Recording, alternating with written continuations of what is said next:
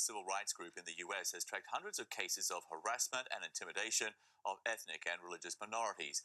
The Southern Poverty Law firm says many of those behind the harassment invoked Trump's name during the incidents. And while the president-elect has publicly called for it to stop, some are not listening. Here's one incident at a Starbucks in Miami. I want nothing to do with you. I don't like Starbucks. You're a complete part. You're trash. So what? Because I voted for Trump. So what? Trump. The angry customer in the video later told reporters his server took a long time to make his order because he's white and voted for Trump. He also said he was sorry for being upset. Meantime, CNN is waiting for comment from Starbucks. Joining me now is Dr. Judy Ho, a clinical and forensic psychologist based here in Los Angeles. Judy, always good to have you with us. Thank you, John. There's been so many examples of these types of angry outbursts, which seem to be sort of totally unrelated to politics, and somehow politics always gets into the mix of this confrontation. I want to show you this video of a Chicago woman, Jennifer Boyle, arguing with two African-American employees at a craft store. Listen to this. Why don't you show your face? And I voted for Trump. So there, but you want to kick me out because of that? And look who won. And look who won. And look who won. That started out as an argument over shopping bags. The one at Starbucks was because his coffee was late. So what's going on here? Well, Trump's campaign has long time been really kind of putting forward this rhetoric of injustice and don't feel isolated, and here we are to try to protect you from further harm. And so whenever somebody is feeling somehow like they're getting the short end of the stick, they're invoking his name, because that is really how permeating his message has been. Okay, there have been so many examples, just random events happening to people in stores. Even here in California, we've had friends who are of Asian descent. They've been told by complete strangers, you're going to be deported now. President Trump is in office. Right.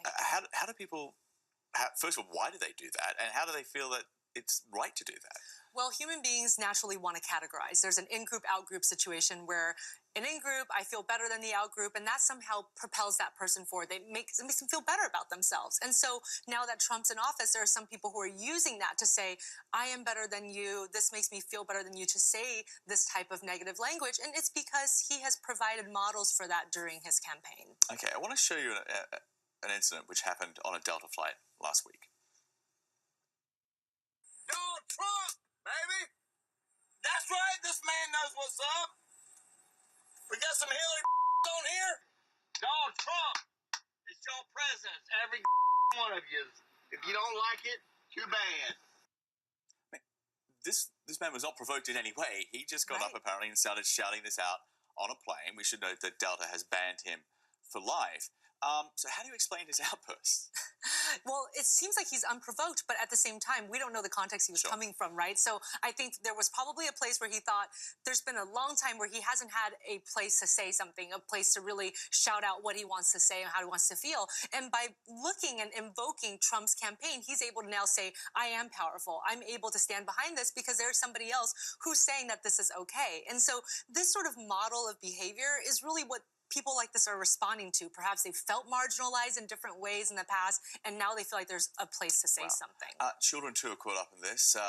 Some middle school kids in Michigan, just days after the election.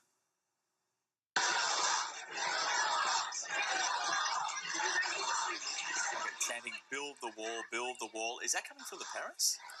You know, children are like sponges. They learn from their environment. So if it's not coming from the parents, it's coming from teachers or some adults around them. And so what happens is children hear this, and children are so susceptible to social modeling. So when they see an adult that they trust saying those same things, that's when they're echoing those same sentiments. Is this going to calm down, or is this going to get worse?